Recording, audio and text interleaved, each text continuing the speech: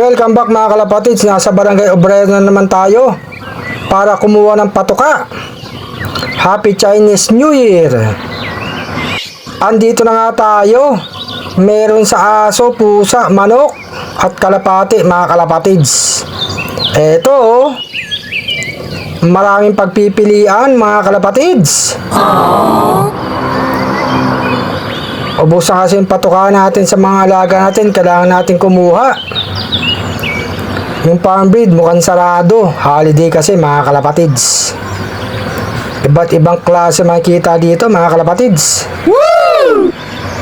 Eto, nakakuha tayo mga kalapatids kasi nga meron pa tayong naiwang multivitamin at saka calcium lactate mga kalapatids. Few moments later.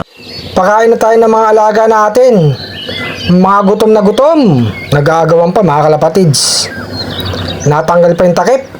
Ayan, inayos ko na mga kalapatids. Nandiyan na rin dalawang YB natin na nasa loob na ng pliers loop para masanay mga kalapatids. Ayaw pang lumapit sa patukaan ng mga batang ibon. Naninibago pa yan mga kalapatids. Pag agumulan ng konti yan, matakaw na yan. Makikipag-agawan na yan. Ayan, yung isang YB lumapit na mga kalapatids. Tutuka na yan. Naglagay pa tayo ng isang kainan, kumakain ng dalawang YB natin kasama si alakdang gubat.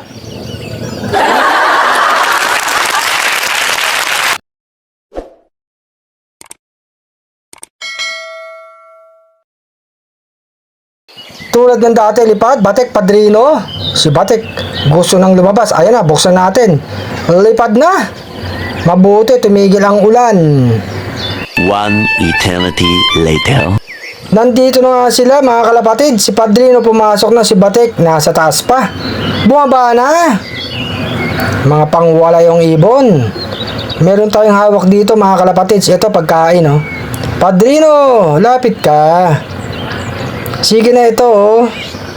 Mukhang wala sa mood si Padrino mga kalapatids. Ay lumapit. Yung mga ibang ibon natin napakain natin mga kalapatids. Ilapit ko. Batik, lapit. Ayaw din mga kalapatids, mga nag-aantay na lang sila ng pagkain. Layo ko. Oh no!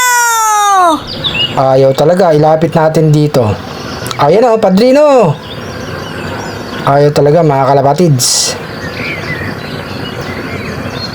Eto yung dalawang batang ibon oh, nasa taas na. Magkasama pa mga kalapatids. Para masanay dito sa pliers loop mga kalapatids. Mga ilang linggo pa, papakawalan natin sila mga kalapatids. Ito yung mga ibang ibon natin, oh, mga nakakain na yan. Mga busog na.